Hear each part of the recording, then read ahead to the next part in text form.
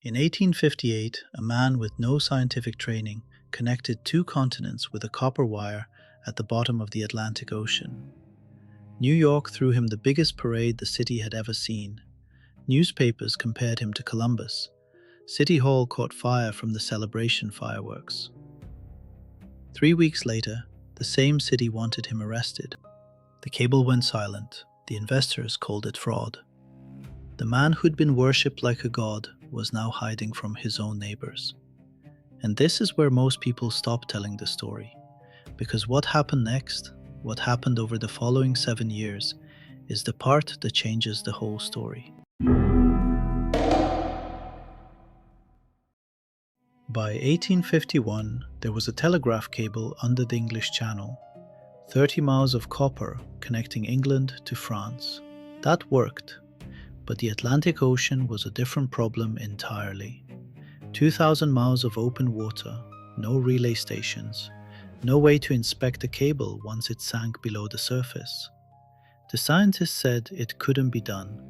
Even Samuel Morse called the idea an incalculable risk. Enter Cyrus W. Field. Field was a pastor's son from New England who'd made a fortune in the paper business and retired young. Restless, rich, and looking for a purpose. In 1854, an English engineer named Frederick Gisborne showed up needing money. He'd been building a telegraph connection to Newfoundland, a landline across the island, and a short cable across the strait to Nova Scotia, so ship news from Europe could reach New York days earlier. He'd run out of money halfway through. Field looked at the map and saw something bigger. Newfoundland was closer to Ireland than most people realized. Why stop at the coast when you could cross the ocean? He didn't understand electricity. He'd never seen a submarine cable. He was a salesman with a vision and a total inability to accept the word no. He crossed the Atlantic, the first of over 30 crossings he'd make for this project, and raised £350,000 in England in a matter of days. The richest merchants in Liverpool, Manchester, and London signed on. The British government lent their warship, HMS Agamemnon. The Americans provided the frigate, USS Niagara, two of the largest vessels either navy had. The cable was ready. The money was raised. The ships were fitted. And the man the company put in charge of the science? We'll get to him. The cable had to be strong enough to survive the ocean floor and flexible enough to unspool smoothly from a moving ship. 367,000 miles of wire were spun into a single line, enough to stretch from the Earth to the Moon. The Niagara set out from Valentia, Ireland, trailing cable behind her. For 5 days it worked. The signal was clear. 335 miles paid out. Then the cable snapped free from the laying machine and vanished into the deep. One mechanical fault. A year of work. Gone. New plan. Meet in the mid-Atlantic, splice the cable, sail in opposite directions. Simpler in theory. Then a 10-day storm nearly killed them all. The Agamemnon had been rebuilt to carry half the cable, and the weight distribution was terrible, concentrated in the middle with more stacked in the bow. Every wave threw the ship 45 degrees or more. The stored coal broke loose and crashed across the deck, injuring crew. Men were scalded by overturned kettles. Accounts from the voyage described the crew at their breaking point. When the storm passed, the cable was tangled and stripped. They tried laying it anyway. 200 miles lost to the sea. Back to England. Again. The investors had seen enough. The chairman said, "Sell the remaining cable." The vice chairman resigned in writing. Half the capital gone. Field stood up and said, "Nothing is lost. The cable works. The fleet is assembled. The worst storm in memory just happened, which means calm weather is coming. One more try."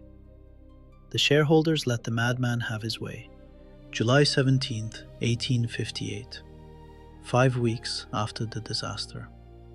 The fleet left port for the third time. No crowds, no speeches, no priest. They sailed out like pirates. And then everything worked. July 28th, mid-Atlantic. The ship spliced the cable stern to stern and sailed apart, one east, one west.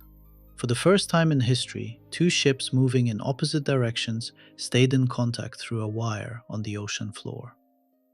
Day 1, Day 2, 3, 4. August 5th. The Niagara sighted land, Trinity Bay, Newfoundland. Over 1,000 miles of cable behind her. The Agamemnon reached Ireland. The cable held.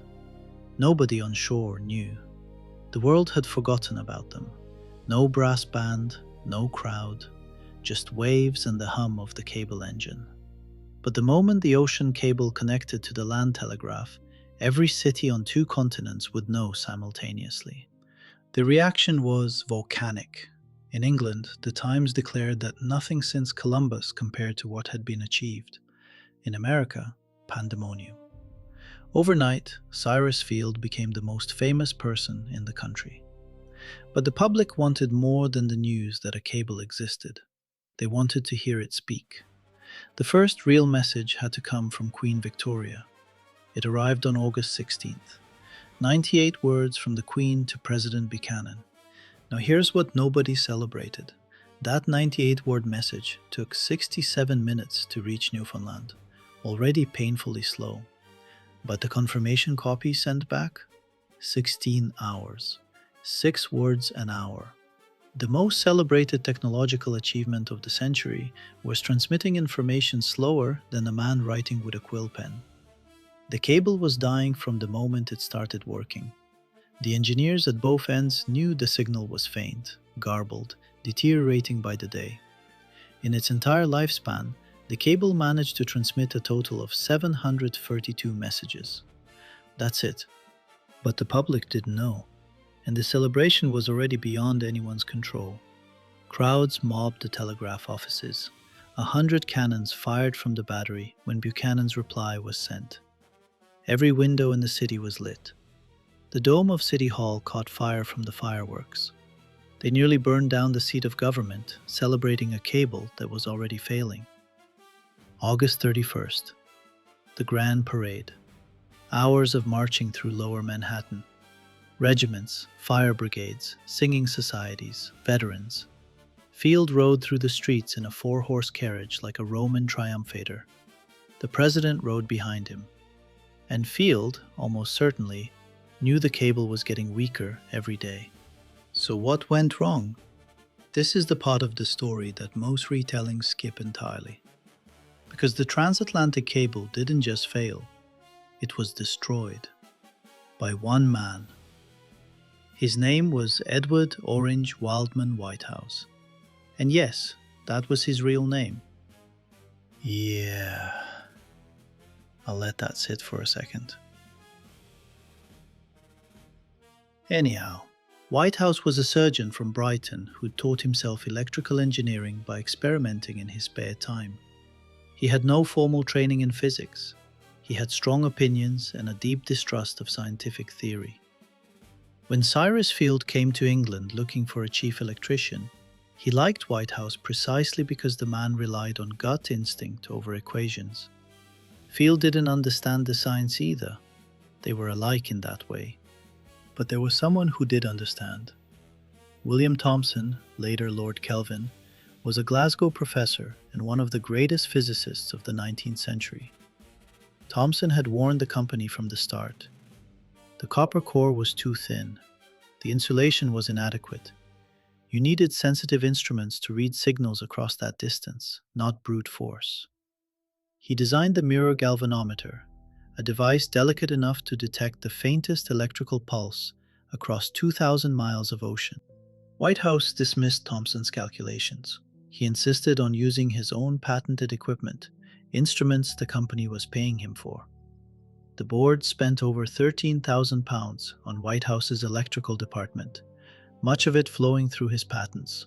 He had every reason to keep Thomson's cheaper, more elegant solution off the table. And when it came time to actually sail on the cable-laying voyages, Whitehouse repeatedly found excuses to stay on shore. Thomson went in his place, every time. Now, to be fair to the cable, if not to Whitehouse, the line was already fragile, poorly manufactured, roughly handled, weakened by a year sitting in storage between expeditions. It might have failed eventually on its own. Whitehouse made sure it failed now. When the signal came through weak and slow, he reached for the only solution he understood: more power. He pushed thousands of volts through his induction coils at the Valentia station, through a cable designed for a fraction of that load. The insulation burned from the inside out. September 1st, 1858. 3 weeks after the Queen's message, the cable went permanently silent. And the public turned. The same city that had nearly burned down its own city hall, celebrating, now accused Field of fraud. The cable never really worked, people said. The telegrams were faked. The Queen's message was written in advance and shipped over by boat. Field had manipulated the stock price and cashed out. None of it was true. The company investigated. Whitehouse was fired. Just 12 days after the cable had first been laid, Thomson had already been sent to replace him at the Valentia station. A formal committee of inquiry concluded that while poor manufacturing and rough handling had weakened the cable, it was Whitehouse's apparatus that delivered the killing blow. The board's official statement said he had acted as though his own fame and self-importance were the only things that mattered. He wrote a book defending himself. Nobody cared. He consulted on one minor Mediterranean cable project in 1861.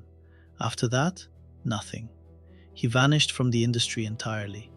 Thomson walked away vindicated. Whitehouse walked away erased. 7 years of silence.